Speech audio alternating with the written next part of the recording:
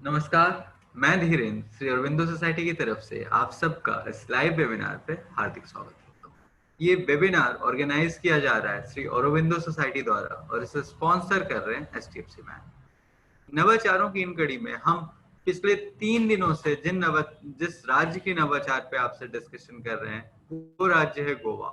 हम गोवा के शिक्षकों द्वारा जो हमें नवाचार प्राप्त हुए उन नवाचारों को एक एक करके उन सारी केस स्टडीज को आपके साथ डिस्कस कर रहे हैं, आपके साथ शेयर कर रहे हैं, आपके साथ चर्चा परिचर्चा कर रहे हैं, उन नवाचारों का आदान प्रदान कर रहे हैं। हमने कल गोवा के इनोवेटिव आइडियाज पे बात की थी। आज भी हम गोवा के ही एक इनोवेटिव आइडियाज, बल्कि एक नहीं 4 इनोवेटिव आइडियाज और एक केस स्टडी जिसका नाम ह्यूमन वैल्यू या मानवीय मूल्य है पर चर्चा परिचर्चा करेंगे।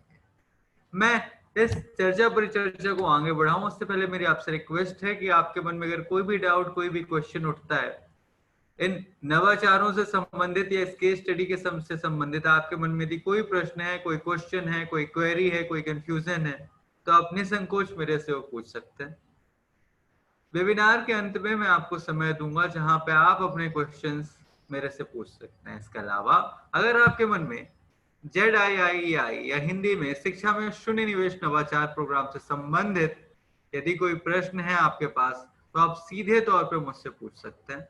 उदाहरण के तौर पे कि अवार्ड का सिलेक्शन प्रोसीजर क्या है, या फिर किस तरीके से आपके नाम इस नवाचार पुस्तिका में आ सकते हैं, किस तरीके से आपके नवाचार चयनित किए जाते हैं, या फिर आप अपने नवाचार अब तक किस तरीके से भेज सकते हैं। ऐसे कोई भी प्रश्न अगर आपके मन में है तो आप मुझसे पूछ सकते हैं। मुझे आपके प्रश्नों का उत्तर देख करके हार्दिक खुशी होगी। इसके अलावा अगर आपके कोई अनुभव, कोई एक्सपीरियंसेस हैं जो आप हमारे साथ साझा करना चाहते हैं और हमारे माध्यम से, इस लाइव वेबिनार के माध्यम से देश भर के शिक्षकों तक जो भी हमसे जुड़े हुए हैं, या तो हमारे फेसबुक पेज पे या फिर यूट्यूब पे हमें देख रहे हैं या जूम पे हमें देख रहे हैं, तो उन सब तक आप अपने अनुभव, अपने एक्सपीरियंसेस साझा कर सकते हैं, पहुंचा सकते हैं। और यकीन मानिए, हो सकता है आपके अनुभव किसी दूसरे व्यक्ति के लिए प्रोत्साहन बन जाए और वो सब अचीव करने लग जाएं, एक शिक्षक के तौर पर और बेहतर कार्य करने लग जाएं जैसा उन्हें निश्चित तौर पे करना चाहिए। तो अगर आपके कोई एक्सपीरियंसेस हैं, आपके कोई अनुभव है, तो मैं बिल्कुल स्वागत करूंगा। आप मेरे साथ अपने एक्सपीरियंसेस शेयर कर सकते हैं। आप चाहे तो अपने प्रश्न या अनुभव फेसबुक पे कमेंट बॉक्स पे लिख सकते हैं, या फिर अगर आप फेसबुक पे हमसे जुड़े हुए और हमसे जूम पे जुड़ना चाहते हैं, तो अभी आपको कमेंट बॉक्स पे चेक कीजिए, आईडी आएगी, उस आईडी और पासवर्ड के साथ आप सीधे हमसे जूम पे जुड़ सकते हैं और आप सीधे तौर पर मुझसे प्रश्न पूछ सकते हैं और हम फेस टू फेस डिस्कशन इस लाइव वेबिनार के माध्यम से कर सकते हैं। आइए नवाचारों को, केस स्टडी को आगे बढ़ाते हुए आज जैसा मैंने कहा, हम जिस केस स्टडी की बात करेंगे उसका नाम है मानवीय मूल्य या ह्यूमन वैल्यूज। मानवीय मूल्य क्या है और नैतिक मूल्य और सामाजिक मूल्य क्या है, इनका डिस्कशन, इनके बारे में चर्चा परिचर्चा मैं आपसे अपने पिछले वीडियोस में ऑलरेडी कर चुका हूं। जहां पे हमने मानवीय मूल्यों की बात की थी, वहां ये तमिलनाडु के इनोवेटिव आइडियाज का जब मैं डिस्कशन कर रहा था, तो वहां मैंने सारा डिस्क्रिप्शन दिया था एक कहानी के साथ भी कि कीमत क्या है, मूल्य क्या है, कीमत और मूल्य में क्या अंतर है। फिर हम आए थे, जब मूल्यों की बात कर रहे थे, तो हम आए थे कि सामाजिक मूल्य क्या है, नैतिक मूल्य क्या है और मानवीय मूल्य क्या है, इन तीनों में क्या अंतर है और किस तरीके से तीनों एक दूसरे से भिन्न है। आज क्योंकि मैं ऑलरेडी उस पर डिस्कशन कर चुका हूं, तो मैं ये मानता हूं कि आपको ऑलरेडी उस पर पता होगा जो भी डिस्कशन हुए थे। लेकिन अगर आपने नहीं देखा है वो वीडियो, तो मैं आपसे रिक्वेस्ट करूंगा कि तमिलनाडु का जो ह्यूमन वैल्यूज या मानवीय मूल्य पे हमने चर्चा की थी, उसका वीडियो आप फेसबुक पर या यूट्यूब पर देख सकते हैं। फेसबुक पे आप अगर जुड़े हुए हैं तो Shri Aurobindo society ZIIEI page पे आप जाएंगे, वहां पे आपको मेरे वीडियोस मिल जाएंगे जहां पे मैंने इसका डिस्कशन किया है। या फिर आप YouTube पे भी ZIIEI डालेंगे तो आपको हमारे सारे वीडियोस अवेलेबल हो जाएंगे। आज मैं उन सारी डिटेल पे बहुत ज्यादा बातें नहीं करूंगा क्योंकि 1 घंटे का सेशन होता है और कई सारे नवाचार मुझे आपसे डिस्कस करने हैं। तो उन बातों को मैं कट शॉर्ट करता हूँ। पर अगर जब हम क्वेश्चन आंसर राउंड कर रहे होंगे, अगर आपको कुछ क्वेश्चंस होंगे कि मूल्य क्या है इत्यादि, तो मैं जरूर प्रयास करूंगा कि आपको उसका उत्तर दे सकूं। तो मानवीय मूल्य की अगर हम बात करें तो हम सब जानते हैं कि शिक्षा सिर्फ पढ़ लिख करके और अच्छी नौकरी प्राप्त कर लेने का ही नाम नहीं है।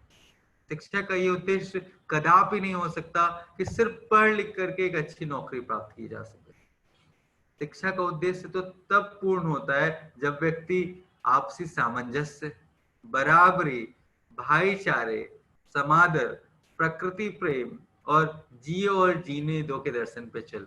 जब आपसी प्रेम हो, एक दूसरे के प्रति सम्मान हो, समादर की भावना हो, जब ये गुण किसी व्यक्ति में होते हैं किताब के ज्ञान के साथ साथ, तभी उसकी शिक्षा पूर्ण कही जा सकती है।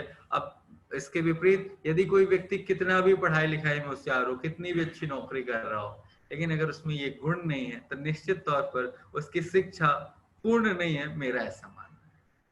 तो एक शिक्षक होने के नाते हमारी जिम्मेदारी बनती है कि हम बच्चों में पढ़ाई लिखाई या किताबी ज्ञान तो दें ही, पर साथ ही साथ उसके अंदर मूल्यों का विकास भी करें। क्योंकि एक बेहतर मूल्य वाला व्यक्ति, एक ऐसा व्यक्ति जिसके अंदर इन सारे मूल्यों का समावेश है, वही अपने समाज, अपने देश, इस संपूर्ण पृथ्वी, इस संपूर्ण प्रकृति के प्रति प्रेम के भाव के साथ रह सकता है। और तभी ये दुनिया एक और बेहतर जगह बन सकती है लोगों के लिए, सभी लोगों के लिए रहने के लिए। ये जो लूटपाट, चोरी डकैती इत्यादि होती है तभी रुक सकती है जब लोगों में मानवीय मूल्यों का विकास हो और उनके अंदर मानवीय मूल्य भरे हो। और ये मानवीय मूल्य तभी भरे भरे जा सकते हैं जब एक शिक्षक होने के नाते हम अपना दायित्व जिम्मेदारी के साथ निभाएं और हम बच्चों को पढ़ाई लिखाई के साथ साथ मूल्यों की भी शिक्षा निश्चित तौर पर दें। और इसी के साथ साथ टीचर ने कहा कि सर, हमने सोचा कि क्यों न बच्चों के अंदर बचपन से ही भाव डाले जाएं कि उनके अंदर विश्वास, सम्मान, ईमानदारी, कृतज्ञता, मर्यादा, आपसी सामंजस्य, भाईचारे, समादर इत्यादि की जो गुण हैं, जो मूल्य हैं, उनके अंदर बचपन से ही जागृत किए जा सके, इससे चलकर वो एक बेहतर नागरिक के रूप में उभर सके। हम सब जानते हैं जो बाल मन है उसमें बहुत सारी जगह होती है। बहुत सारी जगह होने से मेरे कहने का मतलब ये है कि अभी उसके अंदर द्वेष या एक दुर्भावना जैसी भावनाएं जागृत नहीं हुई रहती है। अभी उसका मन साफ होता है, पर अगर बचपन से ही उसके अंदर हम अच्छी आदत डाल दें तो यकीन मानिए इसके जो रिजल्ट है, इसके जो परिणाम है, वो भविष्य में भी बेहतर ही होता है। और इसी कारण से हमारे टीचर ने कहा, इनोवेटिव टीचर ने कहा, जिन्होंने आइडियाज दिए, उन्होंने कहा कि सर, हमने सोचा कि क्यों ना मानवीय मूल्य के ये गुण बच्चों को स्कूल में पढ़ाई लिखाई के अतिरिक्त और पढ़ाई लिखाई के साथ साथ भी सिखाया जाए, क्योंकि शिक्षा और मानवीय मूल्य दोनों एक दूसरे के पूरक हैं। दोनों एक दूसरे के पूरक हैं एवं बिना मानवीय मूल्य के शिक्षा पूर्ण नहीं हो सकती। और इसी कारण से हमारे जिन टीचर ने इनोवेटिव आइडियाज दिए, आइए मैं उनके नाम आपके सामने बता देता हूँ। वो टीचर्स कौन से हैं जिन्होंने इनोवेटिव आइडियाज हमें दिए। ये जानवी दबने जी हैं, जो कि कुर्डी संगम गोवा से हैं। इसके अलावा कविता चंद्रकांत मैम है, जो कि करमबोलिम तीसवाड़ी नॉर्थ गोवा से हैं। इसके अतिरिक्त दीप्ति दामोदर जोशी मैम है, जो कि नॉर्थ गोवा से है। जैकलिन मेस्केरेनस मैम है, जो कि कोर्टलिम साउथ गोवा से हैं। तो ये वो 4 इनोवेटिव टीचर्स हैं जिन्होंने इनोवेटिव आइडियाज दिए। ह्यूमन वैल्यूज या मानवीय मूल्य भी लगभग आपको सारे राज्यों की नवाचार पुस्तिका पे मिलेगा, क्योंकि सारे शिक्षक इस बात को समझते हैं कि मानवीय मूल्यों का शिक्षा में और विद्यार्थी के विकास में, उसे बेहतर नागरिक बनाने के इस प्रक्रिया में कितनी महत्वपूर्ण भूमिका है। और इसीलिए ह्यूमन वैल्यूज का ये जो नवाचार या केस स्टडी आपको लगभग सारे राज्यों की नवाचार पुस्तिका में मिलेगा। हाँ, उनके अंदर दिए हुए नवाचार अवश्य रूप से विभिन्न हो सकते हैं या विभिन्न होंगे। आइए बढ़ते हमारे पहले इनोवेटिव आइडिया की तरफ, पहले नवाचार की तरफ, जिसका नाम है कहानी बनाओ। कहानी बनाओ एक बहुत छोटा सा और बहुत ही रोचक और अच्छा नवाचार है। क्यों मैं इसे रोचक बोल रहा हूँ, क्यों अच्छा बोल रहा हूँ, उसके पीछे एक कारण है। हम सब जानते हैं कि जो विद्यार्थी उनमें इमेजिनेशन पावर या सोचने की क्षमता बहुत अधिक होती है। वो अपनी ही कहानियां बुनते रहते हैं, अपनी ही दुनिया में कई बार होते हैं। शिक्षक ने कहा कि सर इसी इमेजिनेशन पावर का बच्चों को इस्तेमाल करने के लिए मैंने सोचा कि क्यों ना बच्चों से ही कहानी बनवाई जाए। और ऐसी वैसी कोई कहानी नहीं, बल्कि कहानी ऐसी हो इसमें कोई ना कोई एक अच्छी सीख भरी हो।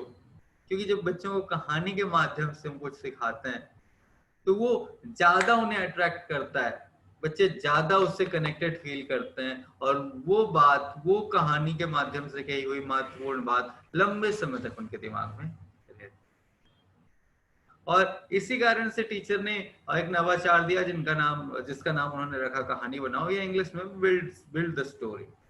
इसके अंतर्गत बच्चे और शिक्षक मिलकर के कई सारे चित्र एकत्रित करते हैं। वो चित्र किसी भी वस्तु, किसी भी चीज के हो सकते हैं। उदाहरण के तौर पर अगर हम बात करें तो ये चित्र हो सकते हैं आसपास जो बच्चों ने ट्रांसपोर्टेशन के मोड्स देखे, वो हो सकते हैं। उसके अलावा फ्रूट्स हो गए, कई फलों के चित्र अगर मिलते हैं, एनिमल्स मतलब जानवरों के चित्र मिलते हैं, कई सीनरी का कोई छोटा सा चित्र मिलता है, या फिर कुछ जैसे मैंने कहा कि आसपास बिल्डिंग वगैरह के कोई चित्र मिलते हैं, तो बच्चे और शिक्षक ऐसे चित्र कलेक्ट करके ले आते हैं।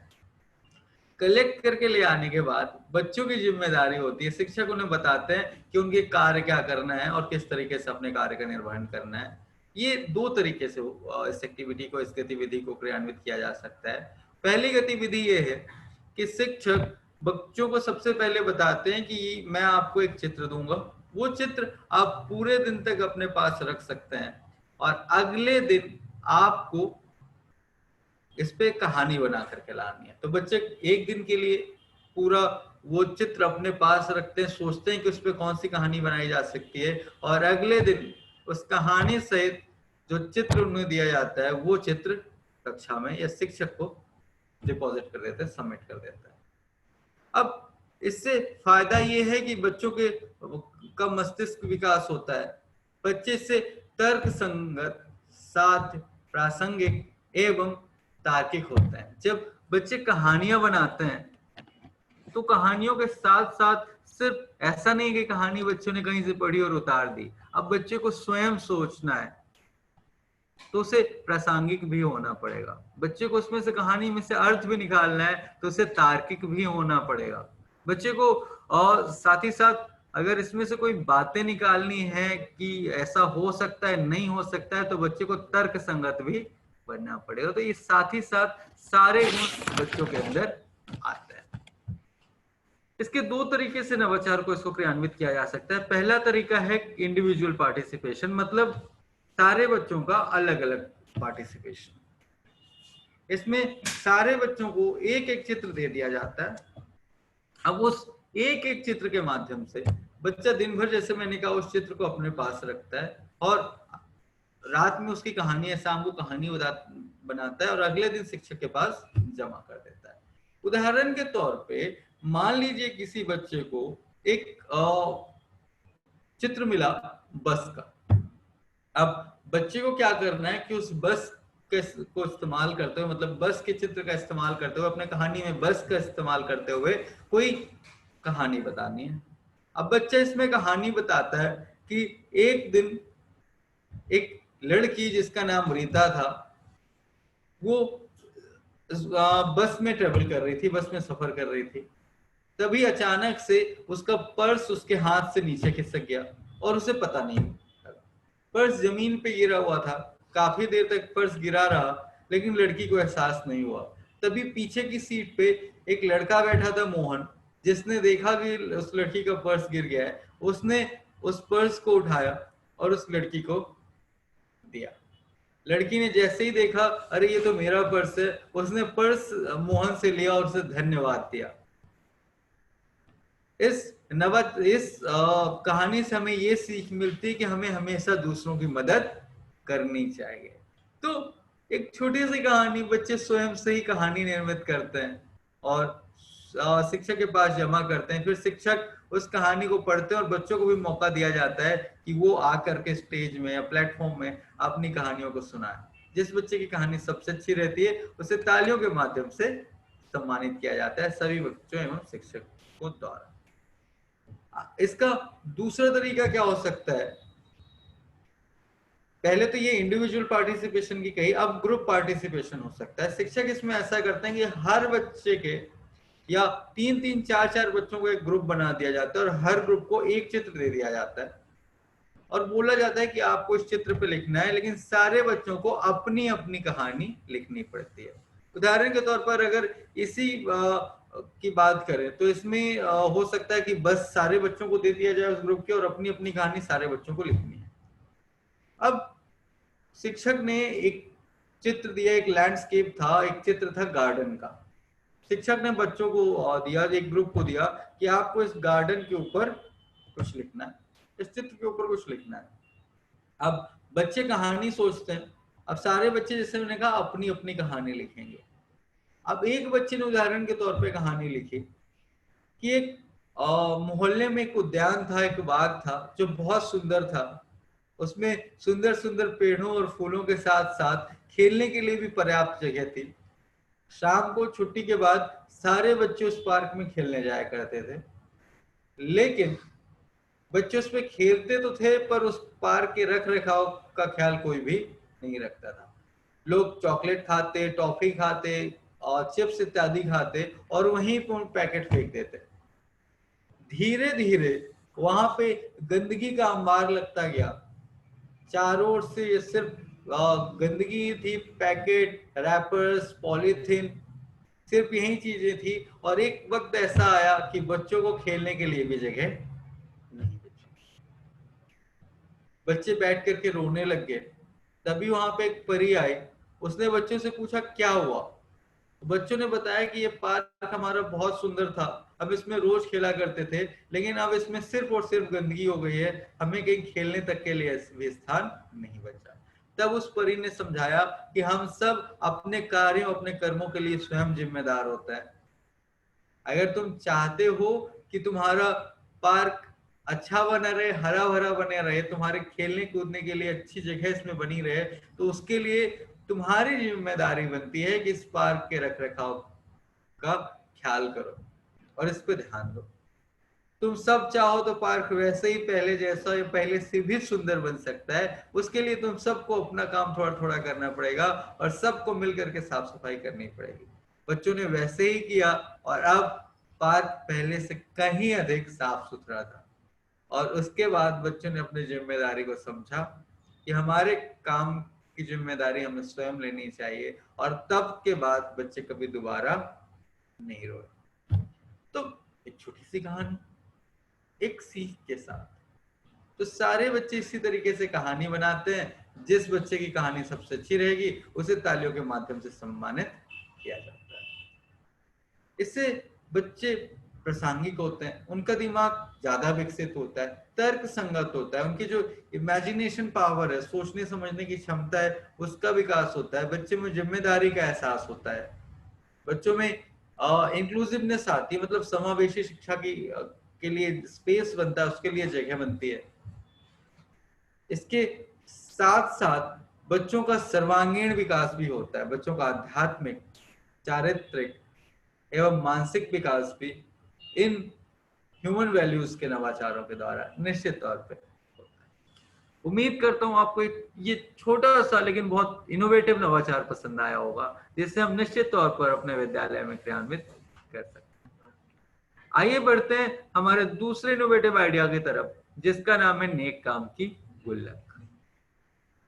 गुल्लक या गुल्लक जिसे हम पिगी बैंक भी बोलते हैं, piggy bank of good deeds इस नवाचार का इंग्लिश में नाम है।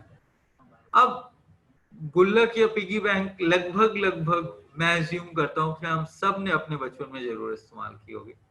उसमें हम सिक्के डालते थे, पैसे डालते थे, कोई रिलेटिव आते थे, पैसे देके जाते थे तो हम उस गुल्लक में रखते थे। और अंत में फोड़ के देखते थे कि इसमें कितने पैसे हैं। बहुत खुशी होती थी ना, खासतौर पे अगर नोट होती थी चिल्लर के मुकाबले, सिक्कों के मुकाबले। तो नेक काम की जो गुल्लक है, ये नवाचार भी ऐसा ही है, बस इसमें थोड़ा सा अंतर ये है कि जो इसमें सिक्के रहेंगे वो 2 रंग के होंगे, एक होगा लाल और एक होगा हरा।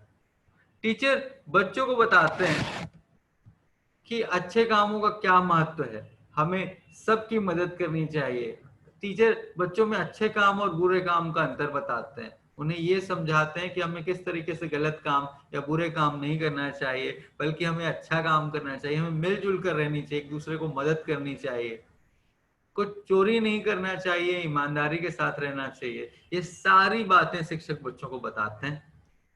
बताने के बाद बच्चों से ही एक कार्डबोर्ड, जो कि बड़ी आसानी से विद्यालय में प्राप्त हो जाते हैं, उसको बच्चों से गोल गोल कटवाते हैं, मतलब राउंड या सिक्कों के शेप में कटवाते हैं, आर्ट एंड क्राफ्ट की जो क्लास होती है उसमें। अब बच्चों को बोला जाता है कि कुछ सिक्के आप लाल रंग में रंगिए और कुछ सिक्के आप हरे रंग में। उसके अलावा कार्डबोर्ड का इस्तेमाल करते हुए बच्चों से छोटे छोटे गुल्लक बनवाए जाते हैं, और उन गुल्लक में सारे बच्चों के नाम, जिस बच्चे को जो गुल्लक अलॉट किया जाता है उसका नाम लिख दिया जाता है। फॉर एग्जाम्पल, राहुल का कोई गुल्लक है तो उसमें लिख दिया जाता है नेकी का गुल्लक या अच्छे कामों का गुल्लक राहुल, उसके पूरे नाम के साथ। अब सारे बच्चों के पास अपने अपने गुल्लक होते हैं। बच्चे कोई अच्छा काम करते हैं, उदाहरण के तौर पर शिक्षक बताते हैं कि अच्छे काम कौन कौन से हो सकते हैं। फॉर एग्जाम्पल, समय से होमवर्क करना, टाइम से विद्यालय आना, रेगुलर अटेंडेंस होना है बच्चों का उपस्थित होना, साफ कपड़े पहनना, अनुशासन में रहना, दूसरे की मदद करना, अच्छे आचरण करना इत्यादि। शिक्षक बताते हैं कि सारे अच्छे काम है, नेक काम है, जो विद्यार्थी के तौर पे आप सबको करना चाहिए। बच्चों के अच्छे काम के लिए या बुरे काम के लिए एक सिक्का उनके पिगी बैंक में, उनके गुल्लक में डाल दिया जाता है, और इसको शिक्षक रिकॉर्ड भी करते हैं सारे बच्चों के नाम के साथ कि किस बच्चे के पास कितने गुल्लक हो गए। साथ ही साथ बच्चों को भी बोला जाता है कि वो भी एक कॉपी में लिखें कि उनके पास कितने गुल्लक हरे रंग के हो गए, कितने गुल्लक उनके पास लाल रंग के हो गए। और सप्ताह के अंत में उस गुल्लक को खोला जाता है, उस गुल्लक में से सिक्के सारे बच्चों के एक एक करके निकाले जाते हैं।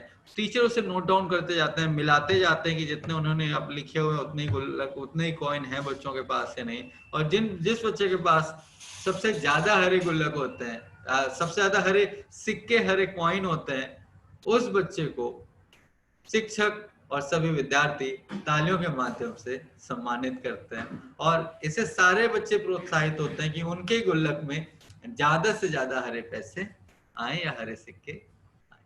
तो ये था नवाचार, नेक काम का गुल्लक या नेकी का गुल्लक या अच्छे काम का गुल्लक या piggy bank of good deeds.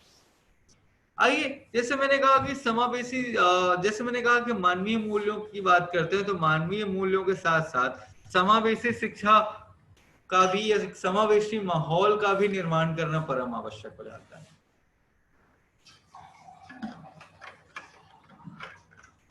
क्यों परम आवश्यक हो जाता है, आइए इसको समझने की कोशिश करते हैं। सबसे पहले तो ये समझते हैं कि समावेशी शिक्षा है क्या। समावेशी शिक्षा का मतलब एक ऐसी शिक्षा का वातावरण निर्माण करना है जहां पे सभी प्रकार के बच्चे, चाहे वो रेगुलर बच्चे हों या फिर जो शारीरिक रूप से या जो विशेष आवश्यकता वाले बच्चे हैं, उनके लिए भी एक समावेशी, एक ऐसे माहौल का निर्माण किया जा सके जहां एक ही छत के नीचे ये सारे तरीके के बच्चे, मतलब पर्सन विद डिफरेंट एबिलिटीज वाले और जो रेगुलर स्टूडेंट है, ये दोनों तरीके के बच्चे एक साथ मिलकर एक छत में शिक्षा ग्रहण कर सके। और क्यों समावेशी शिक्षा को बढ़ावा हम देने की बात कर रहे हैं, और क्यों हम बात कर रहे हैं कि समावेशी शिक्षा होना चाहिए, आइए थोड़ा सा इसको समझने की कोशिश करते हैं। समावेशी शिक्षा, जिसको इंग्लिश में इंक्लूसिव एजुकेशन बोलते हैं, मैं इसके बारे में बात करूं कि इंक्लूसिव एजुकेशन क्या है, आइए थोड़ा सा समझने की कोशिश करते हैं एक प्रश्न के माध्यम से।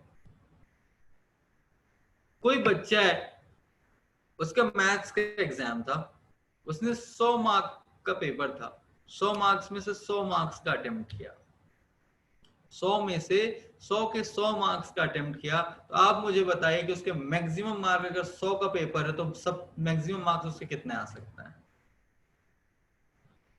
शायद आपको उत्तर होगा कि सर 100 का किया तो जो मैक्सिमम मार्क्स आ सकते हैं उसके वो 100 ही हो सकते हैं, है ना। 105 या 102 तो नहीं आ जाएंगे जब 100 का ही पेपर और 100 का ही उसने अटेम्प्ट किया है। तो ऑब्वियसली जो मैक्सिमम मार्क्स वो प्राप्त कर सकता है वो है 100। इसके विपरीत वहीं कोई दूसरा बच्चा है जिसने उसी मैथ के एग्जामिनेशन में 100 मार्क का पेपर था, उसमें 80 मार्क्स का ही क्वेश्चन आंसर अटेम्प्ट किए। कितने का? 100 में से 80 मार्क्स अटेम्प्ट किए। अब जब बच्चे ने 100 मार्क्स में से 80 मार्क्स के ही क्वेश्चन आंसर अटेम्प्ट किए, अब उसको मैक्सिमम मार्क्स कितने आ सकते हैं? अब शायद आपका उत्तर आएगा कि सर जब 80 का अटेम्प्ट किया है तो मैक्सिमम मार्क्स उसके 80 ही आ सकते हैं। बिल्कुल। अब मैंने ये क्वेश्चन आपसे क्यों पूछा, उसके पीछे एक कारण है, क्योंकि किसी भी देश के पास दो ही संसाधन होते हैं मुख्य रूप से। पहला प्राकृतिक संसाधन और दूसरा मानव संसाधन। प्राकृतिक संसाधन पे हमारा विशेष जोर नहीं है, वो जितना किसी भी देश को प्राप्त होता है उसकी जमीन के अंदर से या फिर प्रकृति से, उतना ही उसके पास है और उसी में से उसको इस्तेमाल करना है। और जो दूसरा संसाधन है वो संसाधन है मानव संसाधन। मानव संसाधन मतलब उस देश में रहने वाले जो व्यक्ति हैं। अब ये हम पे निर्भर करता है कि हम किसी देश के मानव संसाधन का किस प्रकार से इस्तेमाल करते हैं। अगर हम जो हमारे विशेष आवश्यकता वाले छात्र हैं या विशेष आवश्यकता वाले व्यक्ति हैं उनको इस्तेमाल नहीं करते हैं, और उदाहरण जैसे मैंने लिया कि हमने सिर्फ 80 मार्क्स का ही अटेम्प्ट किया, सिर्फ इसी का इस्तेमाल किया, तो हमको जो मैक्सिमम मार्क्स मिलेंगे वो 80 में ही मिलेंगे। अगर आपको पूरा आउटपुट लाना है, 100 में से 100 मार्क्स लाने हैं, तो हमें भी अपने मानव संसाधन का पूर्ण इस्तेमाल करना पड़ेगा। हमें भी जो हमारे विशेष आवश्यकता वाले बच्चे हैं, जो डिफरेंटली एबल्ड स्टूडेंट्स हैं, डिफरेंटली एबल्ड लोग हैं, उनको भी मेन स्ट्रीम एजुकेशन में लाना होगा। उनको भी उसी प्रकार से शिक्षा और माहौल देनी होगी जिससे देश 100 में से 100% पे कार्य कर सके और ज्यादा से ज्यादा हमारे ग्रोथ हो सके, हमारी इकोनॉमी बेहतर हो सके। और इसीलिए हमें इनका भी इस्तेमाल, जो हमारे डिफरेंटली एबल्ड बच्चे हैं इनका भी इस्तेमाल या इनको भी मेन स्ट्रीम एजुकेशन में शामिल करना पड़ेगा, पहला। दूसरा, हमारे देश में जब कई बार ऐसा होता है जब डिफरेंटली एबल्ड बच्चे मेन स्ट्रीम एजुकेशन में जाते हैं तो इन्हें ये कहते हुए मना कर दिया जाता है कि ऐसे बच्चों के लिए स्पेशल स्कूल है। अब अगर मैं बात करूं आपसे तो मान लीजिए कि 2% अगर ये जो बच्चे हैं जो डिफरेंटली एबल्ड है इनके लिए सिर्फ 2% स्कूल्स हैं जहां पे इन्हें शिक्षा प्राप्त हो सकती है, फिर बाकी के 98% बच्चों का क्या हो, वो कहाँ जाए? पहली बात। दूसरी बात, मान लीजिए कोई बच्चा ऐसे स्पेशल स्कूल में जाता भी है जहाँ पे सब उसके जैसे ही बच्चे मिलते हैं तो उसे ज्यादा अंतर महसूस नहीं होता, लेकिन जब वो 10वीं 11वीं या 12वीं के बाद जब मेन स्ट्रीम स्कूल या कॉलेज में आता है तो यहाँ जो बच्चे हैं और इसको दोनों को आपस में बहुत अंतर समझ में आता है। अब ना ये बच्चे जो मेन स्ट्रीम वाले बच्चे इसे अपने साथ शामिल कर पाते खेल कूद और दूसरी गतिविधियों में, ना ये बच्चा इनके साथ शामिल हो पाता है, क्योंकि इसे लगता है कि ये तो मेरे से भिन्न है और इन्हें लगता है कि ये मेरे से भिन्न है। नतीजा ये निकलता है कि जो डिफरेंटली एबल्ड बच्चा है उसके अंदर हीन भावना जागृत हो जाती है और वो बच्चा जो कुछ बहुत बेहतर कर सकता था वो अब एक इंफीरियर स्टूडेंट बन करके रह जाता है, एक एवरेज स्टूडेंट बन के रह जाता है। लेकिन अगर बचपन से ही ऐसे ही माहौल में दोनों तरीकों के बच्चों को रखा जाए तो यकीन मानिए बिल्कुल भी डिफरेंस आपको देखने को नहीं मिलेगा, क्योंकि ये वही बच्चे होंगे जो बचपन से साथ में खेल रहे होंगे, लड़ रहे होंगे, साथ में मस्ती कर रहे होंगे, फिर दोनों के मन में भाव नहीं आएगा कि ये मुझसे अलग है या मैं उससे अलग, और फिर दया की भावना भी नहीं रहेगी, फिर तो प्रेम या स्नेह की भावना ही आपस में विद्यार्थियों में रहेगी। तो हमें निश्चित तौर पर एक समावेशी शिक्षा का माहौल का सृजन करना चाहिए, निर्माण करना चाहिए, जिससे सारे बच्चे एक ही छत के नीचे शिक्षा ग्रहण कर सकें। तो इसीलिए जैसे हम बात कर रहे हैं समावेशी शिक्षा को बढ़ावा देना, इसी के अंतर्गत जो इसमें पहला नवाचार में आपसे मानवीय मूल्यों के अंतर्गत मतलब आज का तीसरा नवाचार डिस्कस कर रहा हूँ वो है विजुअल लर्निंग, मतलब देख करके सीखना। ये एक प्रूवन फैक्ट है कि जो विजुअल लर्नर होते हैं, जो देख करके सीखते हैं हम, वो 75% तक हमारे दिमाग में कैद रहता है या हमारे दिमाग में प्रेजेंट रहता है एज कंपेयर टू उन बातों के जो हम सुनते हैं। उदाहरण के तौर पर अगर मैं आपसे बोलूं, आप किसी व्यक्ति से मिलते हो, आप कहीं सफर पे जा रहे हो, कहीं रास्ते पे आपको कई बार कोई व्यक्ति दिखता है जिसे देख के आपको लगता है कि मैंने इसे कहीं देखा है, आपको उसका नाम पता नहीं होता, आपको ये याद नहीं होता कि उससे क्या बात हुई थी, आपको ये याद नहीं होता कि आप कहाँ मिले, लेकिन आपको जो आपने देखा होता है उसकी शक्ल, उसका चेहरा, वो आपको एहसास कराता है कि आपने इस व्यक्ति को कहीं देखा है। कभी ऐसा हुआ? तो हम हमेशा यही कहते हैं ना कि यार आपका चेहरा मुझे कहीं देखा देखा सा लग रहा है, आप मुझे अपना नाम बताएंगे क्या? यही कहते हैं ना, ये तो नहीं कहते कि आपकी आवाज मुझे कहीं सुनी सुनी सी लग रही है, आप मुझे अपना नाम बताएंगे क्या? तो चेहरा ही हमें याद रहता है। या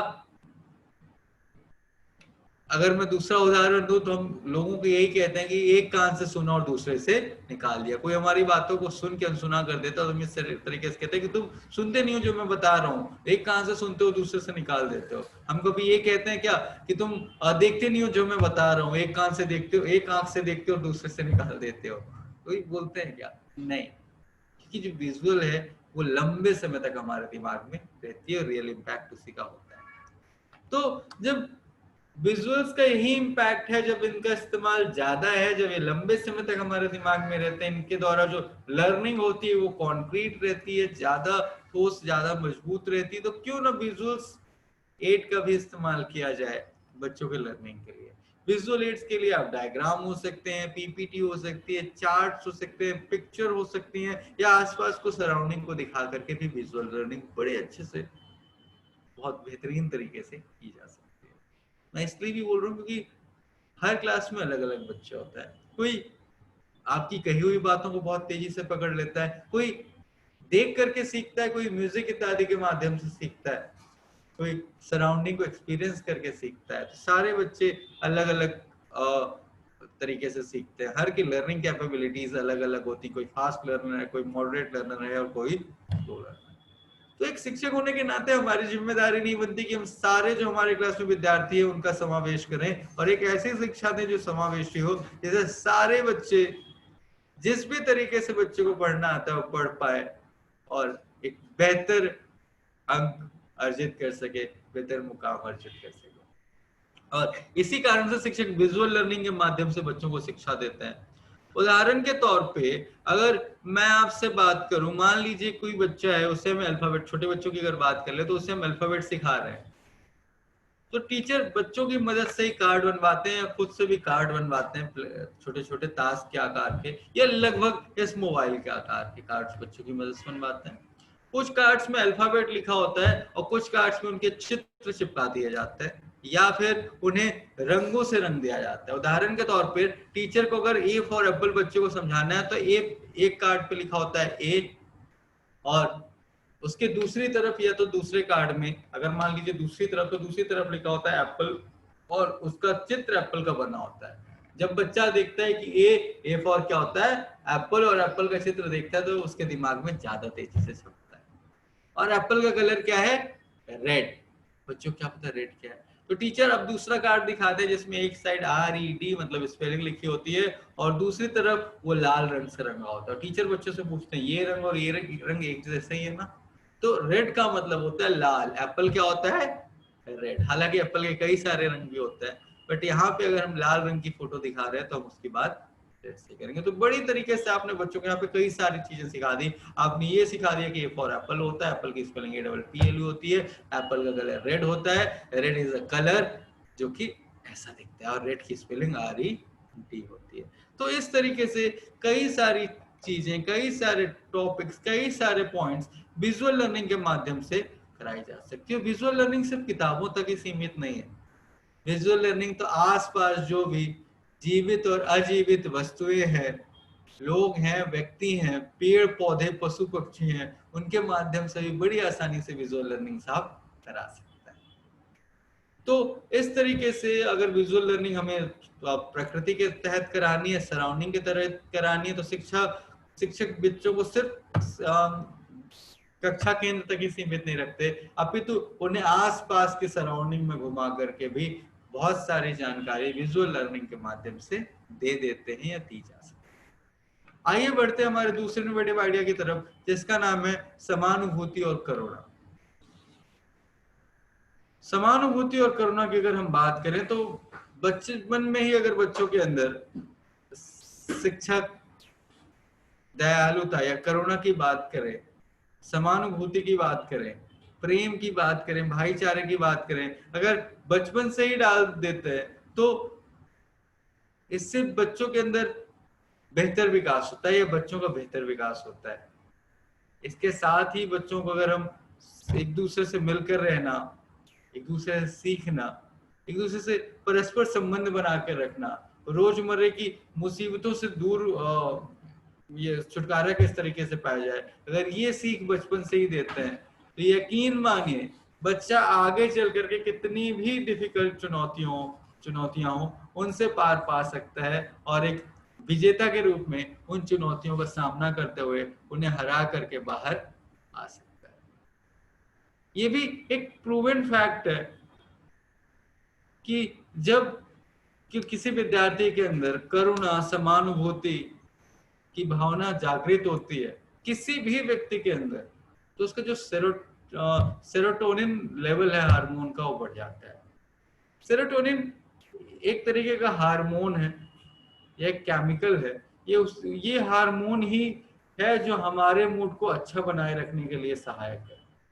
यह एक न्यूरोट्रांसमीटर है जो हमारे मस्तिष्क के माध्यम से हमारे मनोभावों को नियंत्रित करता है। अगर हम कुछ बेहतर काम करते हैं, मुझे यकीन है कि हम सबके साथ हुआ होगा कि अगर हम कुछ दान करते हैं, किसी की मदद करते हैं, तो एक अजीब सा कंपन सा होता है आपके शरीर में। कई बार आंखें हमारी डबडबा जाती हैं, नम हो जाती हैं, और हम ज्यादा रिलैक्स, ज्यादा हल्का महसूस करते हैं। ये सब सेरोटोनिन की वजह से होता है। तो अगर ये भावना बच्चों के अंदर से बचपन से जगाई जाए तो निश्चित तौर पर अगर हमारा मूड फ्रेश है, अगर हम अच्छा महसूस कर रहे हैं, तो हमारे काम, हमारी एक्टिविटीज भी ज्यादा अच्छी होंगी, ज्यादा पॉजिटिव होंगी। और अगर हमारी एक्टिविटीज ज्यादा हमारी पॉजिटिव है, हमारी गतिविधियां ज्यादा पॉजिटिव है, तो उसके रिजल्ट, उसके परिणाम भी बेहतर ही होंगे। और बच्चों के अंदर बचपन से ही शिक्षक प्रयास करते हैं कि उनके अंदर समानुभूति एवं करुणा की भावना जागृत की जाए। सबसे पहले शिक्षक बच्चों को बताते हैं कि सहानुभूति और समानुभूति में क्या अंतर है, दया और करुणा में क्या अंतर है, और हमें क्यों सहानुभूति नहीं दिखानी चाहिए, हमें समानुभूति दिखानी चाहिए, और हमें क्यों दया नहीं करनी चाहिए, अपितु हमें करुणा करनी चाहिए। शायद आपके मन में प्रश्न उठ रहा हो कि क्या अंतर है सहानुभूति और समानुभूति में। तो मैं जल्दी से इसको एक्सप्लेन कर देता हूँ, क्योंकि टाइम मेरा 12 बजे तक का ही है, और मुझे इशारा किया जा रहा है कि आपके पास 10 मिनट ही हैं। तो मैं थोड़ा सा अगर इसमें अंतर बताना चाहूँ तो सहानुभूति का मतलब होता है कि सिर्फ हमारे हृदय में जो भाव आए उनको हमने मुंह से प्रकट कर दिया। उदाहरण के तौर पे हमारे किसी फ्रेंड का एक्सीडेंट हो गया, या सीढ़ी से उतर रहा था, उसके पैर में मोच आ गई, तो हम कई बार होता तो ऐसा है कि उससे बड़े प्रेम से बोलते हैं, अरे भाई तुम्हारे पैर में मोच आ गई, अपना ध्यान रखो, और मुझे तो स्वेलिंग सी या सूजन सी लग रही है, एक काम क्यों नहीं करते तुम डॉक्टर को दिखवा लो, एक्सरे उतरवा लो। और इस पे ना गर्म पट्टी या क्रेप बैंडेज हमेशा बांध के रखना, और टाइम से गोलियां दवाई खाना, आयोडेक्स मलते रहो उस पे, और मनी मन बोलते हैं बेटा करम दंडे तेरे। तो ये है सहानुभूति, जो हमारे शब्दों में और हमारे विचारों में दोनों में अलग अलग होती है। इसके विपरीत समानुभूति वो है जहां पे हम आए हुए विचारों को सिर्फ शब्दों के माध्यम से, या हमारे हृदय में जो भाव उठे उनको सिर्फ शब्दों के माध्यम से ही प्रकट नहीं करते, अपितु उन्हें हम अपने आचरण, अपने व्यवहार के माध्यम से भी प्रकट करते हैं। मैं जल्दी से थोड़ा सा डिफरेंस बता देता हूं कि क्या अंतर है संवेदनशीलता, सहानुभूति और समानुभूति में। संवेदनशीलता वो भाव है जो सिर्फ हमारे हृदय में उठा, लेकिन हम उसके बारे में कुछ बोलते हैं ना, उसमें मदद करते हैं। संवेदनशीलता में एक एच का इस्तेमाल होता है, वो है आपका हार्ट, आप सिर्फ दुखी होते हैं, द्रवित होते हैं। सहानुभूति में 2 एच का इस्तेमाल होता है, जैसे मैंने कहा हमारे मन में जो विचार आए, जो भाव जागृत हुए, उन्हें हमने अपने दिमाग का इस्तेमाल करते हुए शब्दों का रूप दे दिया। तो इसमें 2 एच इस्तेमाल होते हैं सहानुभूति में, हमारा हार्ट और हमारा हेड। समानुभूति में 3 एच इस्तेमाल होते हैं, हमारा हार्ट मतलब हमारे हृदय में जो भाव जगे उनको हमने दिमाग का इस्तेमाल करते हुए, मतलब दूसरे एच, एक एच हार्ट का इस्तेमाल करते हुए हेड का इस्तेमाल किया, और हेड का इस्तेमाल करते हुए हमने तीसरा एच इस्तेमाल किया, हमारे हैंड। जब मदद की भावना होती है तब कहलाती है समानुभूति। तो हमें सहानुभूति नहीं रखनी चाहिए, हमें समानुभूति रखनी चाहिए, एम्पैथी रखनी चाहिए, सिंपैथी नहीं। इंग्लिश में बोलते हैं putting yourself in someone else's shoes, मतलब अपने आप को किसी दूसरे व्यक्ति की जगह रख के महसूस करना। और जब आप स्वयं को किसी दूसरे व्यक्ति की जगह रख के महसूस करते हैं, तभी हम उसका कष्ट समझ सकते हैं और उसकी मदद कर सकते हैं। अब बात करते हैं हम करुणा और दया की। दया आप हमेशा अपने से कमजोर व्यक्ति पे करते हैं, आप अपने से बराबरी वाले पे या अपने से बड़े इंसान पे दया नहीं कर सकते, अपने से ताकतवर पे दया नहीं कर सकते। और दया कई बार एक घमंड का भाव भी लेकर के आती है कि मैंने उस पे दया की, मतलब मैं ये दिखाना चाह रहा हूं कि मैं बड़ा हूं। जबकि करुणा जो होती है, करुणा अप्रतिम स्नेह के अंतर्गत होती है, जिसमें हम बड़े और छोटे का भाव नहीं रखते हैं, अपने पराये का भाव नहीं रखते हैं, और निस्वार्थ भाव से बिना किसी द्वेष, बिना किसी दंभ के की जाती है। तो शिक्षक बच्चों को बताते हैं कि एम्पैथी और करुणा हमें करनी चाहिए, हमें सिंपैथी और दया नहीं करनी चाहिए, या पिटी नहीं करना चाहिए। इसके 2 स्टेज होते हैं। पहला तो शिक्षक, क्योंकि समावेशी शिक्षा की हम बात कर रहे हैं, तो शिक्षक बच्चों को, सभी बच्चों को ये बताते हैं कि शारीरिक रूप से भिन्न होना कोई ऐसी समस्या नहीं है और वो आपके हाथ में नहीं है, और हमें ऐसे किसी भी व्यक्ति का मजाक नहीं उड़ाना चाहिए। और ऐसा नहीं है कि अगर कोई बच्चा शारीरिक रूप से भिन्न है तो कुछ बेहतर नहीं कर सकता। विश्व में ऐसे कई सारे उदाहरण हुए जो शारीरिक रूप से तो भिन्न थे, लेकिन उन्होंने वो सब काम किया जो एक ऐसा व्यक्ति जो रेगुलर पूरे शरीर से सक्षम है वो भी नहीं कर सकता। उदाहरण के तौर पे विश्व के बहुत या सबसे महानतम वैज्ञानिकों में से एक स्टीफन हॉकिंस, इन्होंने अपनी ऑलमोस्ट सारी जिंदगी व्हील चेयर पे ही गुजारी, लेकिन उन्होंने इस ब्रह्मांड को समझने के लिए बहुत सटीक प्रैक्टिकल किए और बहुत महान वैज्ञानिक माने गए। इसके अलावा अगर आपने रामायण सुनी हो या रामायण सीरियल देखा हो या श्री कृष्णा सीरियल देखा हो, तो रविंद्र जैन जी का नाम हम सब जानते हैं, जो आंखों से देख तो नहीं सकते थे, लेकिन उन्होंने ऐसी रचनाएं की जो अमर हो गई। इसके अलावा हम रुडोल्फ बिल्मा की बात करें, जो कि फेमस ओलंपिक एथलीट थी। इसके अलावा जो पैरों से डिफरेंटली एबल्ड थी लेकिन फेमस एथलीट बनी, अरुणिमा सिन्हा की बात करें, जो डिफरेंटली एबल्ड होने के बावजूद भी जिन्होंने माउंट एवरेस्ट फतेह की। ऐसे बहुत सारे उदाहरण हैं जिन्होंने बहुत बेहतर किया शारीरिक रूप से भिन्न होने के बावजूद। तो ये कोई अक्षमता नहीं है, और अगर हम शारीरिक रूप से भिन्न हैं तो हमें अपने आप को कभी भी कमजोर या हीन नहीं समझना। ऐसी जानकारी देने के बाद अब इसका स्टेज 2 आता है, जहां पे शिक्षक बच्चों को बताते हैं कि हमें अगर कोई शारीरिक रूप से भिन्न बच्चा है तो उसका मजाक नहीं उड़ाना चाहिए, उससे मिलजुल के रहना चाहिए, उसके दर्द को समझना चाहिए और हमें उसका परिहास नहीं करना है। इसके तहत शिक्षक सारे बच्चों को एक दिन उनकी आंखों में पट्टी बांधते हैं, उन्हें शांत बैठने के लिए 5 मिनट के लिए बोलते हैं। उन्हें बोलते हैं कि आप महसूस कीजिए कि अगर ऐसी स्थिति हो जहां आप देख ना पाए तो आपको कैसा लगेगा।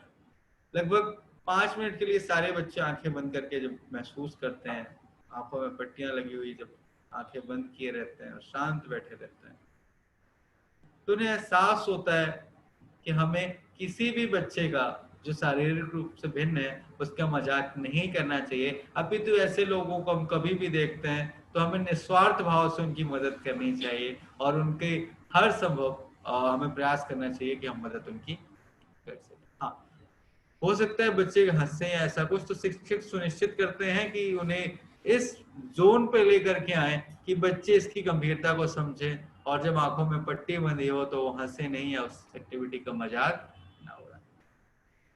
अब जब बच्चा स्वयं 5 मिनट के लिए आंखों में पट्टी बांधकर उस स्थिति में रहेगा तो उससे आकलन हो जाएगा कि ऐसा होना काफी दिक्कत भरा है और वो फिर कभी ऐसे बच्चों का मजाक नहीं उड़ाए। तो ये थे 4 नवाचार जो मुझे आज आपके साथ डिस्कस करने थे। मैं उम्मीद करता हूँ आपको पसंद आए होंगे और साथ ही साथ मेरी ये भी उम्मीद है कि जब आप अपने विद्यालय जा रहे होंगे तो इन नवाचारों में से जो भी नवाचार हम आपसे बता रहे हैं, इन नवाचारों में से कम एक नवाचार तो अपने विद्यालय में अवश्य रूप से ध्यान रखें। अगर आपके मन में कोई क्वेश्चन, कोई डाउट है, कोई प्रश्न है इस नवाचार, इस केस स्टडी से संबंधित या फिर एज द प्रोग्राम ZIEI से संबंधित, तो वो प्रश्न आप मुझसे पूछ सकते हैं।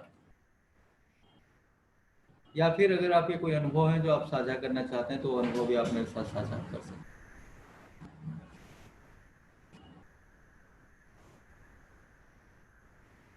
मुझे इस लाइव वेबिनार पे इतनी देर तक सुनने के लिए मैं आप सबका हृदय से आभारी हूँ और उम्मीद करता हूँ, जैसे मैंने कहा, कि जब आप अपने विद्यालय जा रहे होंगे, जब विद्यार्थी विद्यालय में आ रहे होंगे, तो हम कम से कम एक नवाचार को अवश्य रूप से अपने विद्यालय में क्रियान्वित कर रहे होंगे, जिससे हमारे बच्चों का भविष्य, हमारे विद्यार्थियों का भविष्य बेहतर और बेहतर। इसी उम्मीद के साथ मैं धीरेन्द्र आज आपसे विदा लेता हूँ। कल मिलते हैं किसी दूसरे केस स्टडी, किसी दूसरे नवाचारों के साथ। तब तक के लिए अपना ख्याल रखिएगा। नमस्कार।